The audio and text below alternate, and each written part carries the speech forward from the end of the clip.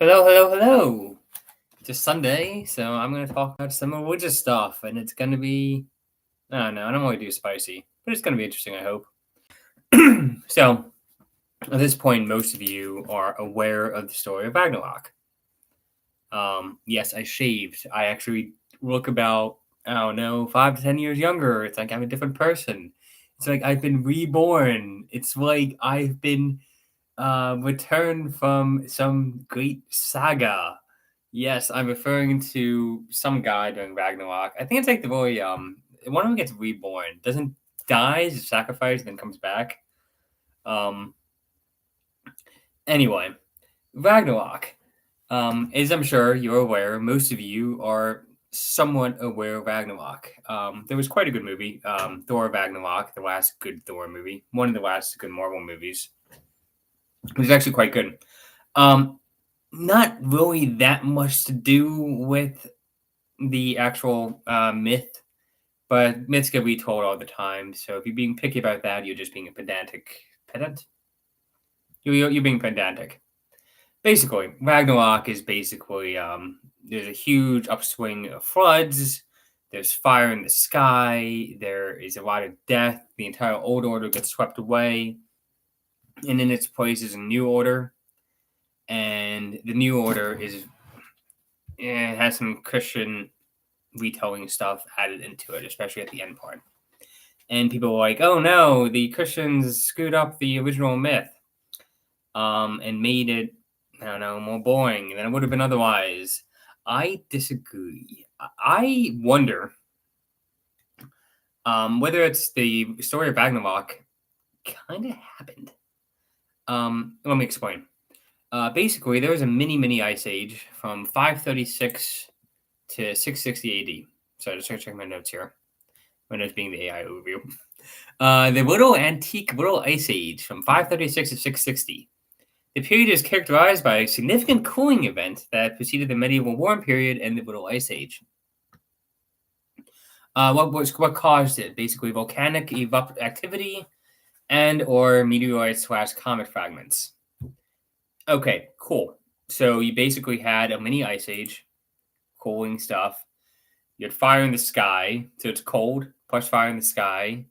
Plus, there was probably a little bit of flooding based on that. Little Ice Age was much later. It's 14th and 19th century, so it's not really related to that at all. Corresponds with a lot of turmoil across Eurasia. Actually, apparently it's where the Slavs came from. So hello, this is where we came from. Hi, this is brought to you by mass destruction. Hi, we're so sorry for being here, but we did well in bad times. Yeah. Yeah. Basically the Slavic workbook. Notice how our fertility rates have plummeted now that we're rich. But anyway, so Ragnarok has fire in the sky, great destruction, cold. Sounds a lot like the volcanic/meteorite stuff that preceded the antique ice age. It sounds really similar, as a matter of fact, especially given that a lot of the old myths, a lot of the old paganism of Scandinavia started dying away at that time. So basically, my theory is that the old ways died and the new ways came back, because it's characterized by some Christianity. Yeah, so maybe that add-on of why did they make it Christianized at the end? Maybe that's actually just describing what actually happened.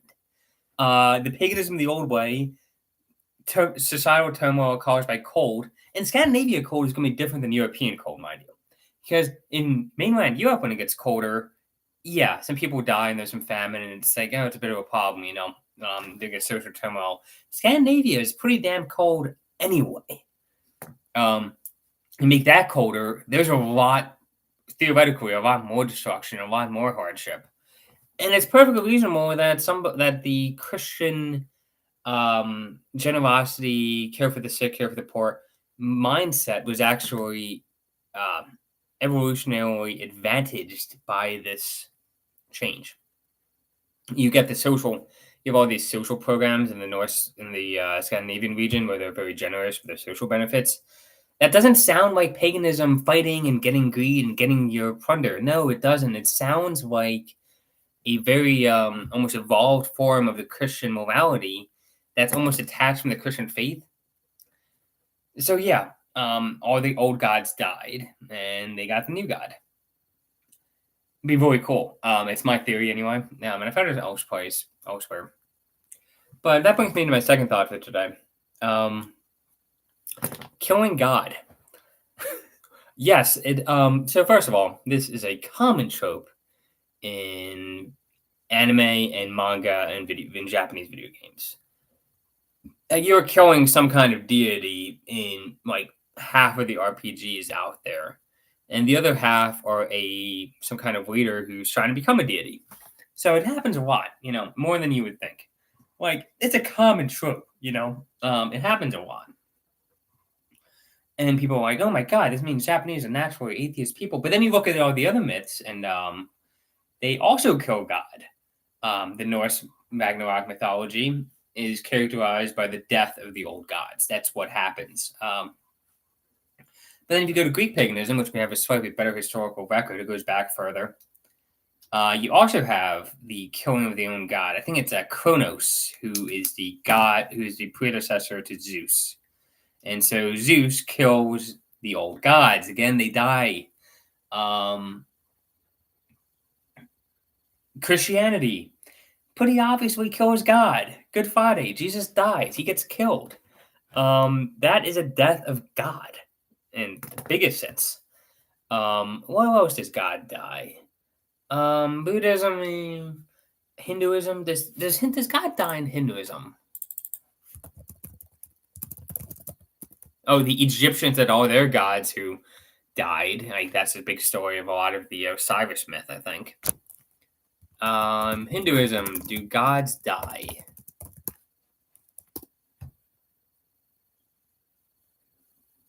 Oh, they don't.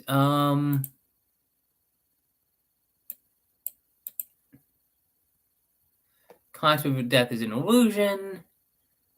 God of death. Okay, maybe Hinduism no. Oh wait, there is one. Yama is a Hindu deity of death. First mortal who died in the Vedas. Where presidents became involved with the departed. Borderline. Point is, gods die a lot.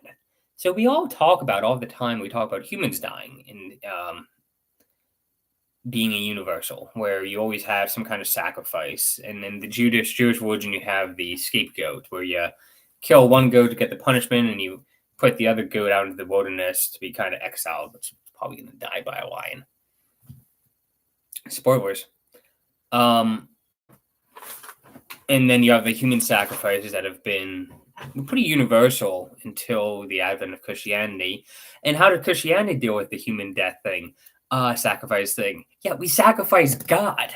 So not only is human sacrifice pretty near, and it shows up a lot, but even more than human sacrifice, God dying is a universal religious trope that shows up all over the place, and it's so weird that is a foundational bit. Like, the Japanese killing God thing is not a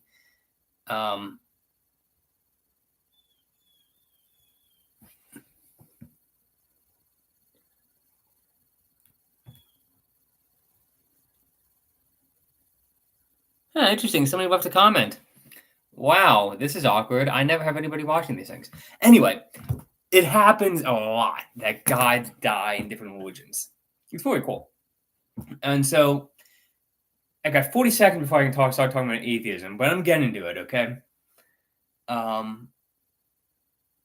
it's almost like it's a necessity of the human psyche to have the universe's ruler and creator die and then come back. That's the Christian bit adding on, is that they're like, yeah, he dies, but he gets better and he comes back, and it makes things even better. It like completes the cycle of God dying by having him return and making everything better. And it gives a rationale for everything, why this has to be the case. And I happen to believe in that. But I think I'm close enough. Atheism. And so atheism comes along and says, oh, we need to kill the concept of God. And it's just like, you intellectual adults, it's like, yes, that's a concept in every religion. How do you miss it? And they get so pretentious about the whole thing. And they're like, oh, we need to get beyond the concept of God and kill that concept. It's like, yeah, we know that. That's been around. That's been a lesson that's been learned over and over again in every single religion. Hinduism, I'll have to get back to you on that one. I don't know why they don't have a god dying. I wonder if it's because of the reincarnation stuff. It might kill the trope of dying a little bit. I need to really go into that. And so what atheists do is they say we need to kill God, but they don't have a way to do it right. And so what they do is they just kill the entire idea of the spiritual in general, or they try to. And they're running into the fact very quickly that doesn't work. And if you kill one idea of God, you end up with another one taking its place through demographics, and it happens quicker than we would think. Let's say the modern liberal order began like 1960, 1970, because 1950, 1970, people were rebuilding. That's atheism kind of, I feel like, started really 1970, 1980, that time frame. It is going to be wiped out in Europe again within the next, with demographics, probably within 2 generations. So it's going to all told last about 150, 160 years, which is not that long, really.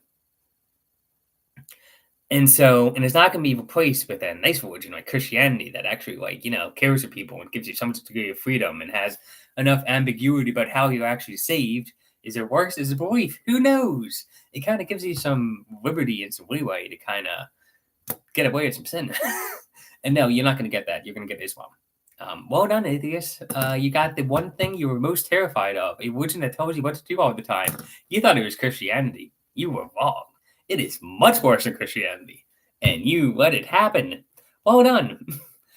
Idiots. Adults. Now, most of my friends are atheists. Most of my family is atheist. I'm not against atheists per se, but it is pretty clear that the mindset and the worldview doesn't work long term. It doesn't have any staying power. So, atheism is foolish because it doesn't work, and the spiritual comes back. And there are many worse ways to be spiritual than Christianity.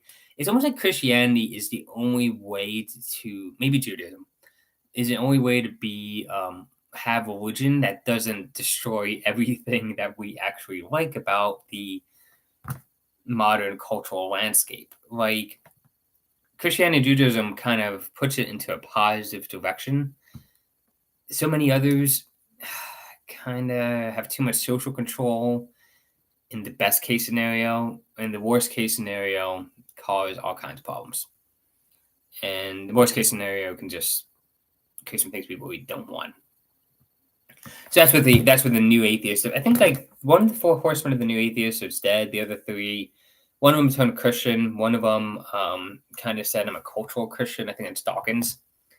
And I think there's one more that I forgot about who also has kind of backpedaled on the atheism of everyone kind of thing. Because that's the thing they've run into is that they like the carols and the churches and the hymns and they like the decorations. But they're trying to light the decorations while lighting the building on fire. And the thing is that they're very, very clever. They're very good at making arguments. They're very good at persuasion. They're very good at these things. But what they're bad at, they're very good at tearing things down. They're very bad at creating something. And creating a structure that survives and maintains a society into the future is very tricky. These are cultural technologies. So we have all these cultural technologies maintained by church, culture, tradition, yada, yada, yada. And they basically provide all kinds of benefits. And it's like a bunch of pillars in the Parthenon. You knock one pillar down, you're fine. Knock down another, you're fine. But you reach a point at which you take away too many cultural technologies and everything falls apart. And that's kind of the point at which we're at now. So yeah, killing God is not an atheist sentiment. It's a universal religious sentiment. From the Ragnarok to the Christianity.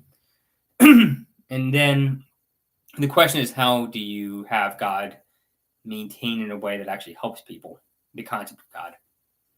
And for that you need Christianity. You need Christ, because Jesus Christ is the fullest manifestation of God dying and coming back. And by doing so, according to the Christian worldview, he takes all of our sins with us and gives us a positive, we can become Christ.